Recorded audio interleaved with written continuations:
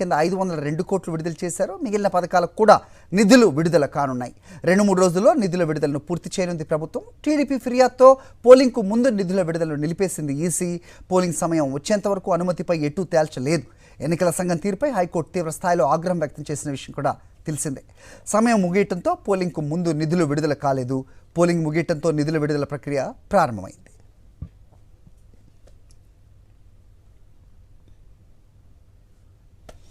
ఇదే అంశంపై మరింత సమాచారం మా ప్రతినిధి సతీష్ అందిస్తారు. సతీష్, చెప్పండి, టీడీపీ కుట్రల వల్ల ఆగిపోయిన నిధుల విడుదల ప్రస్తుతం ప్రారంభమైనట్టు చూస్తున్నాం. ఏంటి మీ దగ్గర ఇన్పుట్స్? నిలిపేసినటువంటి నిధులను ఇప్పుడు రాష్ట్ర ప్రభుత్వం విడుదల చేస్తుంది.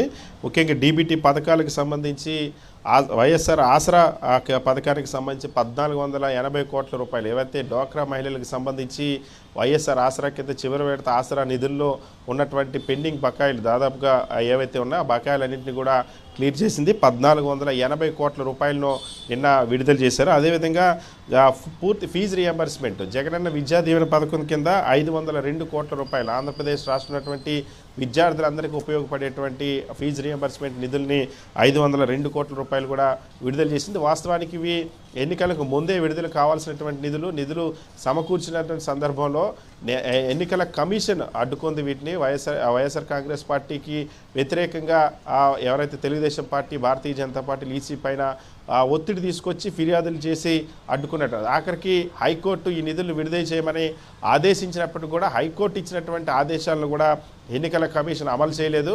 హైకోర్టు ఇచ్చినటువంటి ఆదేశాలు అమలు చేయడానికి అనుమతి కావాలని రాష్ట్ర ప్రభుత్వం కోరినప్పుడు ఎన్ఓసి ఇవ్వకుండా అడ్డుకున్నటువంటి పరిస్థితి ఉంది. ఆ సందర్భంగా సాక్షాత్తు హైకోర్టు చీఫ్ జస్టిస్ కూడా ఎన్నికల కమిషన్ పైన తీవ్ర ఆగ్రహం వ్యక్తం చేశారు. చీవాట్లు పెట్టారు.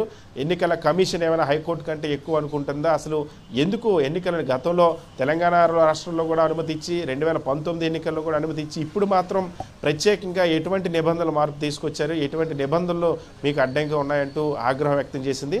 సో ఎన్నికల కమిషన్ అడ్డుకున్నటువంటి నిధులు తెలుగుదేశం పార్టీ, బీజేపీ ఇచ్చిన ఫిర్యాదుల ఆధారంగా అడ్డుకున్నటువంటి నిధులను ఇప్పుడు విడుదల చేశారు. ఏదైతే ముఖ్యమంత్రి వైఎస్ జగన్మోహన్ రెడ్డి గత 5 సంవత్సరాలు అమలు చేసినటువంటి పథకాలు ఉన్నాయో ఆ పథకాల నిధుల విడుదల ఇప్పుడు కూడా కొనసాగుతుంది. పోలింగ్ అయిపోయినప్పటికీ కూడా పోలింగ్తో సంబంధం లేకుండా వీటికి ఎప్పటికప్పుడు ఇవ్వాల్సినటువంటి నిధులు కాబట్టి వీటిని స్పష్టంగా ముందు నుండి చెప్తోంది వైఎస్ఆర్ కాంగ్రెస్ పార్టీ. సో ఇప్పుడు ఆ నిధులు ఏవైతే వైఎస్ఆర్ ఆసరాకు సంబంధించినటువంటి 1480 కోట్ల రూపాయల నిధులు విడుదలయ్యాయి. అదేవిధంగా 502 కోట్లు ఫీజు రియంబర్స్మెంట్కి సంబంధించినటువంటి నిధులు విడుదల దాదాపుగా 2000 కోట్ల రూపాయలను ఇప్పటికే రాష్ట్ర ప్రభుత్వం ఎవరైతే డీబీటీ లబ్ధిదారులు ఉన్నారో వారు చెల్లించాల్సినవి ఆ నిధులు చెల్లించింది. సో పోలింగ్ కోసం అని అడ్డుకుంటూ వచ్చారు. పోలింగ్ సందర్భంగా ఈసీ పైన ఒత్తిడి తీసుకొచ్చి అడ్డుకుంటూ వచ్చిన నిధులు ఇప్పుడు విడుదల కావడంతో హర్షం వ్యక్తం చేస్తూ ఉన్నారు. రైట్. సో ఏ రకమైన కుట్రలు పన్నారు? సో ఎందుకు దీనికి అంతరాయం కలిగింది? ప్రస్తుతం రిలీజ్ అవుతున్న క్రమంలో ఏ రకమైన రిలీఫ్ ఉంటుంది లబ్ధిదారులకు అంటే ఏం చెప్తారు సతీష్? ఖచ్చితంగా ఇప్పుడు డ్వాక్రా రుణమాఫీని 4 విడతల్లో చేస్తాను వైఎస్ఆర్ ఆసరా కింద నిధులు విడుదల చేసి ఇప్పుడు ఈ 1480 కోట్ల విడుదల తర్వాత ఆ డ్వాక్రా రుణమాఫీకి సంబంధించినటువంటి అంశం పూర్తి అవుతుంది. అది మళ్ళీ డ్వాక్రా మహిళలు మళ్ళీ కొత్తగా రుణాలు తీసుకుంటా ఉన్నారు. 0 వడ్డీ వస్తుంది. సో వాళ్ళు చేసేటువంటి చిన్న చిన్న వ్యాపారాలకి లేదా వాళ్ళు స్వయం ఉపాధి కోసం చేసేటువంటి అవకాశాలకి ఇది ఉపయోగపడుతుంది. ఇంకొక వైపు 502 కోట్ల ఫీజు రియంబర్స్మెంట్ చాలా కీలకమైన అంశం. ఇది ఎన్నికల ముందే విడుదల కావాల్సింది. ఎందుకంటే ఇది ఒకవైపు విద్యా సంవత్సరం ముగిసింది, కొత్తగా మళ్ళీ వేరే పోస్ట్ గ్రాడ్యుయేషన్ వాటికి వెళ్ళేటువంటి అవకాశం ఉంటుంది. సో ఫీజు రియంబర్స్మెంట్ పూర్తిగా చెల్లించిన తర్వాత మాత్రమే ఆ కాలేజీ యాజమాన్యాలు వాటికి సర్టిఫికేట్స్ ఇచ్చేటువంటి అవకాశం ఉంటుంది. సో దీన్ని కూడా ఇవ్వకుండా అడ్డుకున్నారు. ఇన్ని రోజులు కూడా ఎన్నికల కమిషన్ పైన ఒత్తిడి తీసుకొచ్చి ఎన్నికల కమిషన్ అమలు చేయకుండా అడ్డుకున్నారు. సో ఇప్పుడు ఈ నిధులు రావడం వల్ల 502 కోట్లు పడిన తర్వాత ఆ విద్యార్థులకు సంబంధించినటువంటి ఫీజుల భారం నుండి ఉపశమనం అవుతుంది. మళ్ళీ నెక్స్ట్ కోర్సెస్ చదువుకోవడానికి అవసరమైనటువంటి వెసులుబాటు కాలేజీలకు మళ్ళీ డబ్బులు చెల్లించి సర్టిఫికేట్స్ తీసుకోవడానికి కూడా వెసులుబాటు కలుగుతుంది. హరి రైట్. ఎన్నికలు తర్వాత ఫలితాల మధ్య ఈ పీరియడ్లో అంటే అంతరాయం ఏర్పడిన అనంతరం ఇమ్మీడియట్గా ఈ నిధులను విడుదల చేయటం సో ఏ విధంగా అంటే ప్రభుత్వం ఇంటెన్షన్ని తెలియజేస్తుంది అనేది పలువురు అభిప్రాయపడుతున్నారు. సో ఎట్టి పరిస్థితుల్లో కూడా ఏదైనా సరే ఎన్నికల కోసమనో లేకపోతే అవసరాల కోసం అనేది కాదు. సో స్పష్టంగా ఈ విద్యా సంవత్సరం రావాల్సిన ఫీజులు కానీ మహిళలకు ఇవ్వాల్సినటువంటి ఆసరా కానీ ఎప్పుడు ఏం చెప్పావో అది ఖచ్చితంగా జరుగుతుంది.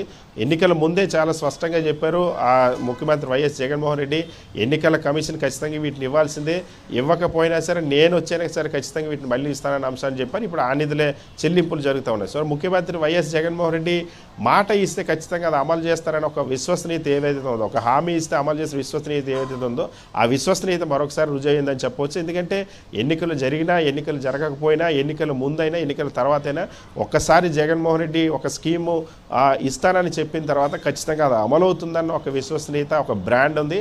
ఆ బ్రాండ్ మరొకసారి ఈరోజు ప్రూవ్ అయిందని మనం చెప్పొచ్చు. రైట్ సతీష్.